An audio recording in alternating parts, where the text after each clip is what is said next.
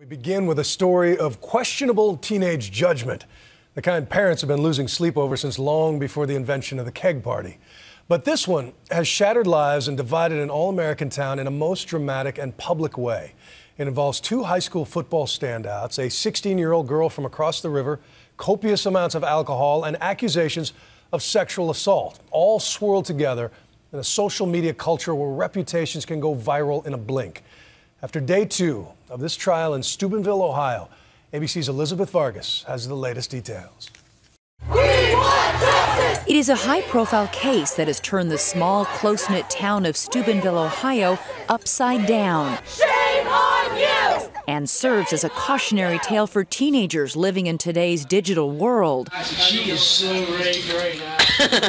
Two high school football standouts are charged with sexually assaulting an intoxicated 16-year-old girl over the course of a long night last August. And after 6 months, the case is now in court. The question, was the girl too drunk to consent to sex? The defendant was substantially impaired, so she could not resist.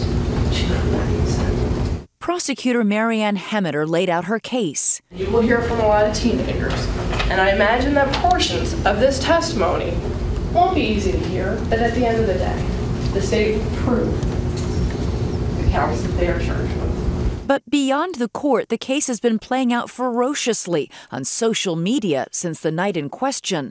The two defendants, Malik Richmond, 16, and Trent Mays, 17, apparently had already been prosecuted, defended, and judged in blog posts and YouTube videos, on Facebook and on Twitter. My job is to stay focused on the evidence and not try this case in the social media. The only thing that we want to do is determine what the facts are, what the truth is. One cell phone photo circulating from the night sparked outrage. The two defendants carrying the alleged victim by her arms and legs. She appears unconscious. You have an alleged victim who doesn't remember what happened that night. So this picture becomes absolutely crucial for prosecutors who are trying to prove that she was substantially impaired such that she couldn't consent. Malik Richmond, who maintains his innocence, spoke to us in an ABC News exclusive. Malik says the 16-year-old girl was awake and a willing participant in the photo that was a joke. So you just grabbed her and that was a fun picture that you took?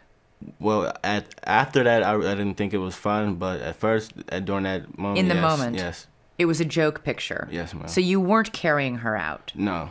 Walter Madison is Malik Richmond's attorney. The photo is what it is. The photo doesn't suggest that a person is substantially impaired. It just suggests that a person is being carried. You don't think that looks like substantial impairment? We don't care what it looks like.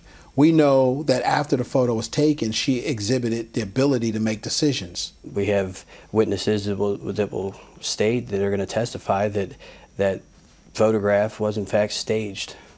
The boys' lawyers will try to make the case that the alleged victim was not incapacitated and that she was alert enough to remember the passcode on her phone later that night, even though witnesses say she was stumbling and vomiting. So you weren't thinking that a girl who keeps repeatedly throwing up was pretty drunk? No, because it's natural. You see that a lot? Yeah. At parties? Not just at parties. You see it everywhere. You can see that at a football game. You can see that at a concert. People throwing up because they've had too much to drink? You can see that anywhere. Throughout the night at several different parties, Ohio teenagers tweeted and texted about the drunk girl. Within a week, the two football players were arrested and charged with rape for penetrating her with their fingers. Big news in a town devoted to Big Red football. You knew that people in town were going to be talking. Yes. This was going to be a big deal. This was going to be a huge deal there. It's two Big Red football players. Alexandria Goddard is a crime blogger who posted all the messages and all the names of the boys involved, even those who had not been charged with any criminal wrongdoing. And so I started looking at social media. I established who was on the team and started going through names, found their Twitter accounts, and you know, I was up all night, but within 2 hours, I had names and a basic idea of what was going on that night, and it was all on Twitter. The tweets appear to reference a sexual assault. One read, "Song of the night is definitely Rape Me" by Nirvana. Another, "Rest in peace to the person that died. You went out doing it big." She's deader than a doornail. And even more shocking, a cell phone video of a boy laughing about an alleged assault is posted online by the group Anonymous. She is so raped right now. Yes, the world is watching. Protesters descended on the small steel town, wearing masks, demanding more boys be arrested and charged. Many of those protesters returned today on day 2 of the trial. Despite their pressure, just 2 football players stand accused. Several other athletes will take the stand against them, as will the alleged victim herself, even though she says she has no memory of that night. I didn't rape anybody. I didn't witness a rape going on.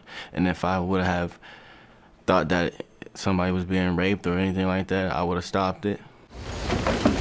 The boys are being tried in juvenile court by a judge. The trial is expected to last nearly a week.